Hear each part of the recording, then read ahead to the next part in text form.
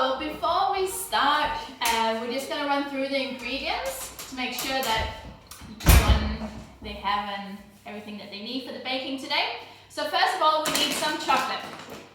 I love the Caribou brand. That tends to be what I bake with for everything. Today I'm using the 70%, so it's quite dark chocolate. If you have one that's less dark, so like 40 to 50%, you can maybe take out a bit of the sugar. Or if you like things to be super sweet, just leave all the sugar in. But less dark chocolate will make your brownie a little bit sweeter. Right, so we got our chocolate and our butter, unsalted butter. Just put that in a glass bowl for now. Then over here, I got my 160 grams of caster sugar and my 2 medium eggs. And then over here, I got my plain flour, 70 grams, and my baking powder and my salt. Don't worry too much if you don't have baking powder, you can totally leave it out in this recipe. And we'll come back to that. And then finally, I got my 6-inch tin greased and lined. So what I do is that I grease it first. I have this spray that I like. This guy. To give the whole tin a good spray. And then I just cut 2 strips of paper and I just pop it into the tin like so. That way when it's baked, I can just pop it out. But the spray kind of ensures that the paper doesn't like fall and it stays in place. So tin ready. And like I said in the post, it seems like a bit of a bore to like pre-scale everything, but it just makes the baking much more fun and much more smooth, and you don't forget ingredients because everything is in front of you. Right, another thing we're going to start with is we're going to turn on the oven. So turn your oven to 160 fan.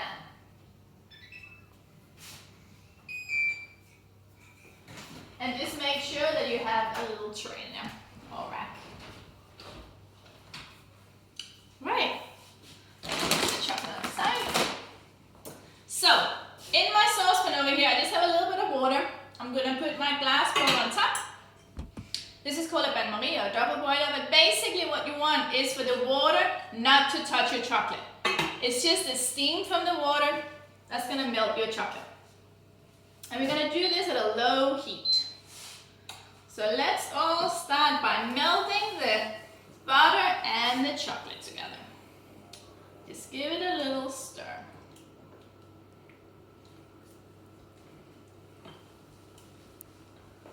Alright, so far so good. Any questions, just ping me and we'll take them. So just melt your butter and your chocolate for now.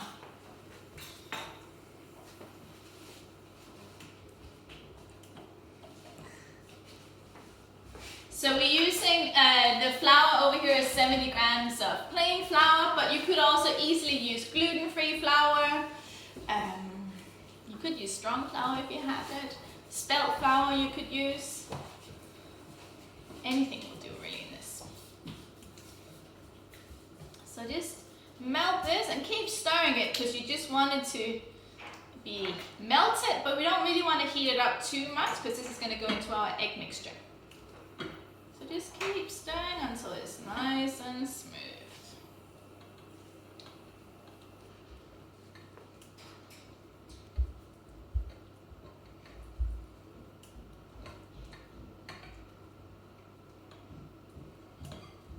And then all your chocolate is melted. So another thing about chocolate is that, so I like, I've said already, but I quite like the Caribou brand. But basically when you buy chocolate that you know you're going to bake with, try and not buy the baking chocolate, even though it's called baking chocolate. But basically it makes, it's not the best quality chocolate and it makes your products or cakes a little bit chalky. So stay away from like baking chocolate, cooking chocolate, or like just the cheap chocolates that aren't really great for baking. Baking is a treat that we enjoy a lot of during this lockdown. But it's still a treat, so make sure that you buy good chocolate. So even in like your local Tesco or Sainsbury's, you can buy the green and black, or mint or whatever. They have really nice chocolate. The 100-gram chocolate bars. Or go on Amazon and buy a bag of Caribou that's going to last you for a while. Right, so just keep stirring your butter and your chocolate. So it's all nice and smooth.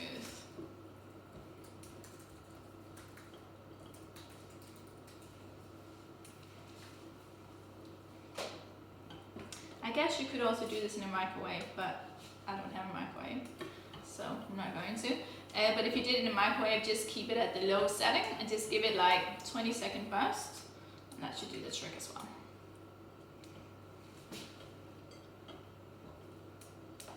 So I'm just gonna keep stirring until it's all nice and melted.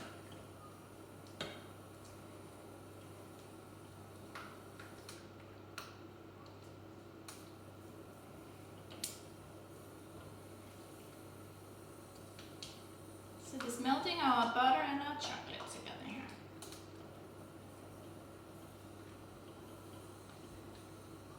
So it's almost there.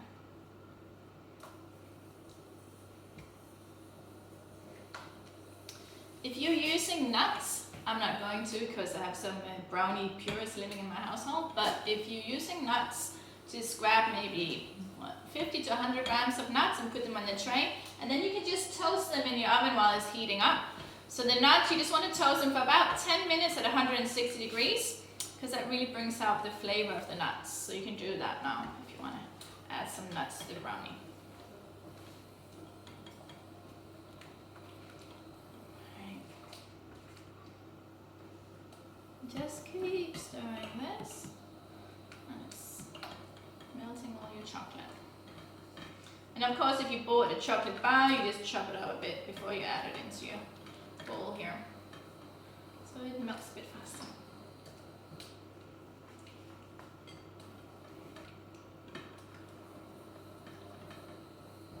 Right, so it's almost, I'm just going to leave it on the side. Right, over here, I'm going to crack some eggs. So I have my 2 medium eggs here, and I got my caster sugar. I quite like when I crack my eggs to crack them against each other. I know often we see people crack on the side or something, but you're just less likely to get shell in if you crack it on a flat surface. So just give it a little tap.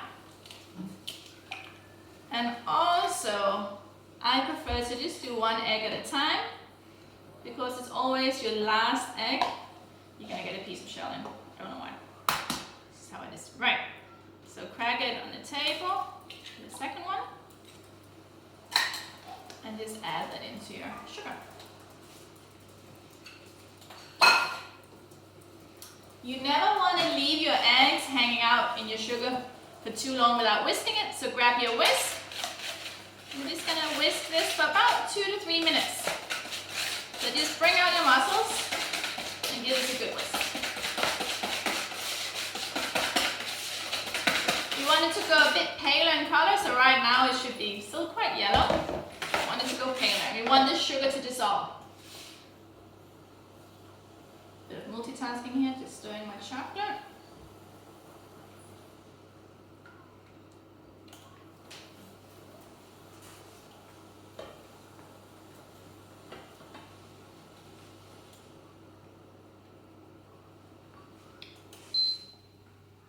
Right, I'm just going to turn off my hob now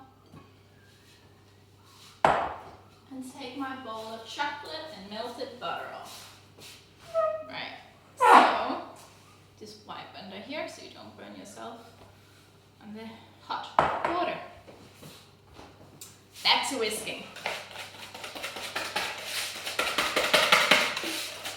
So the reason you want to give this a good whisk is, you know how like a brownie is nice and shiny on the top? It's because of all these small air pockets. So you're whisking into your eggs now. So don't be lazy. No one is going to the gym anyway, so might as well do a bit of a workout here. Here you are.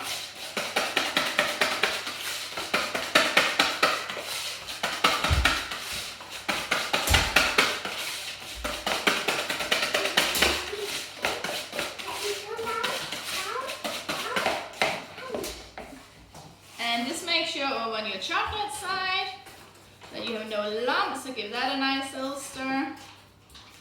Just scrape it down.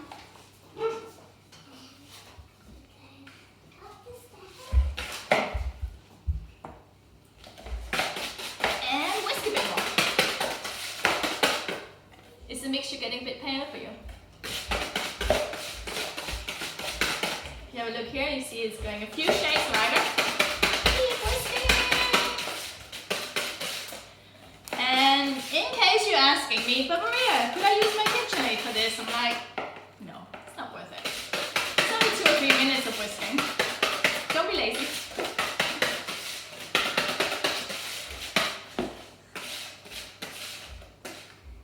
So you can see it's a bit thicker as well.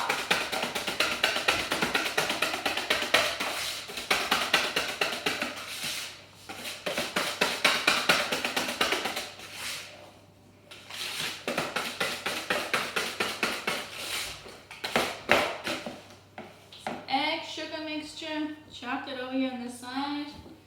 We're just gonna see how hot our chocolate is.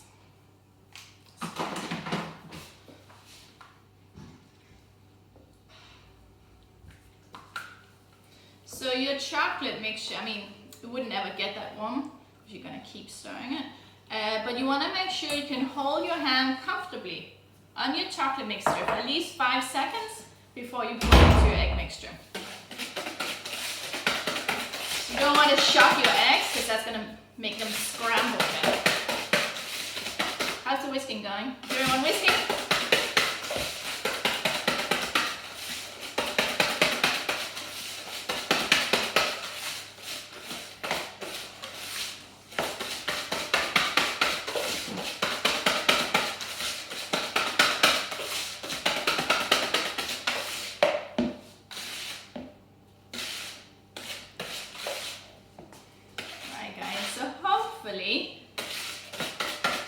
Your egg and sugar mixture is now a bit lighter in color, has increased in volume, and there shouldn't be too many sugar crystals in there. It should have dissolved into your egg.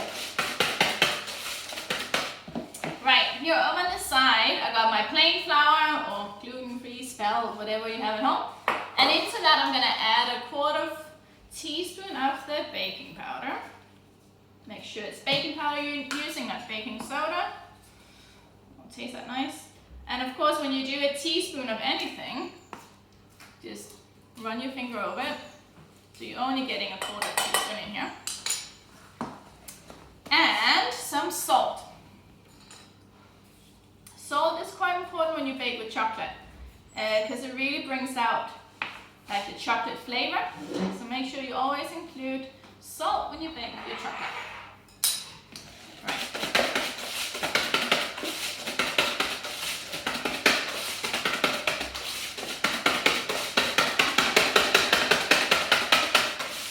Right, so everyone should have the egg mixture nice and light, I'm hoping. And into that, we're gonna pour your buttered chocolate mixture.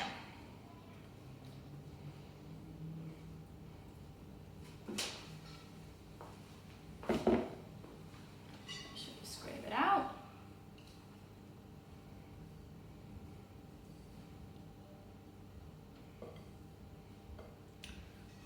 Don't want to waste any here.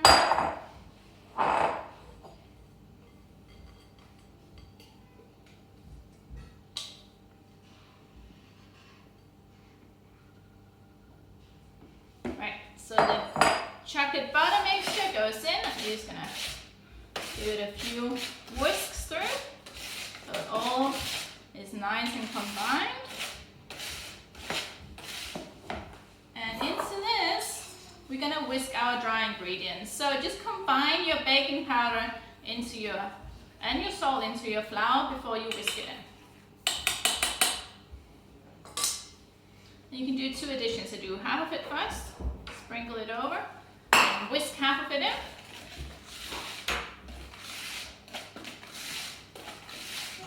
Just until the flour has been incorporated, and then do the other half.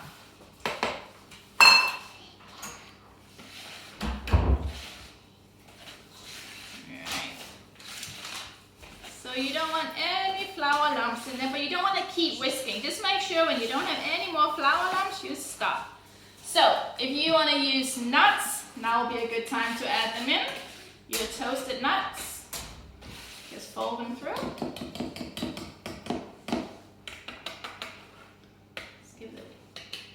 rid of the batter on the whisk and grab your spatula again and your greased and lined tin. So this mixture is good for like a 6-inch square tin. Of course, if you have a different size tin, you can use that. It's not like you're gonna go out and buy a tin just for this. But basically, of course, the bigger your tin is, the thinner your brownie is gonna be. But you can always increase this batter. So if you double up the batter, we'll fit a 8-inch tin. Right, here we go. Batter goes into our tin.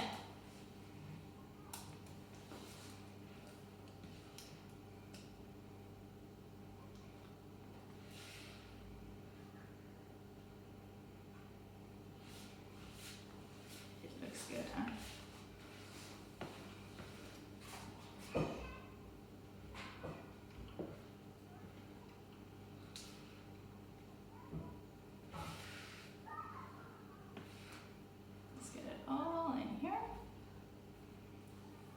So my oven is at a 160-degree fan. If you don't have a fan oven, you need to add probably another 5 or 10 degrees. But it's 160 fan. And just when you're only doing one tray, just try and bake in the middle of your oven. Right. So this is gonna go in for 30 to 35 minutes. And this is probably one of the only cakes that when you test it with a cake tester, you don't want it to come out clean. You still want there to be some batter on it. Because if your cake tester comes out clean, your brownie is going to be baked through and it'll probably be a fairly dry and boring brownie. So make sure that it's slightly underbaked, so it's nice and gooey in the middle. And also once it comes out of the oven, it's going to keep baking as it cools down. So start with 30 minutes, check it with a cake tester in the middle. Of course, you don't want the whole thing to be like liquid when you give it a little shake. You want it to be set, but you definitely want a bit of cake batter on the cake tester. But in half an hour, I'll go live and I'll show you what my cake tester looks like and we can check our cakes. So when you're ready, 160 degrees in the middle of your oven for half an hour. Question? Did you spray the parchment paper after you lined the tin? No, just the tin. So this is baking parchment, so it's like silicone on it, so your cake will come off it straight away. It's basically, I just spray the tin so the paper will stick. So if you don't spray it, like the paper will fall down and then you pour your batter on top and it's a mess. So the spray is just to get the, it's like the glue, to get the paper to stick. It's Christella. Right, let's go in the oven.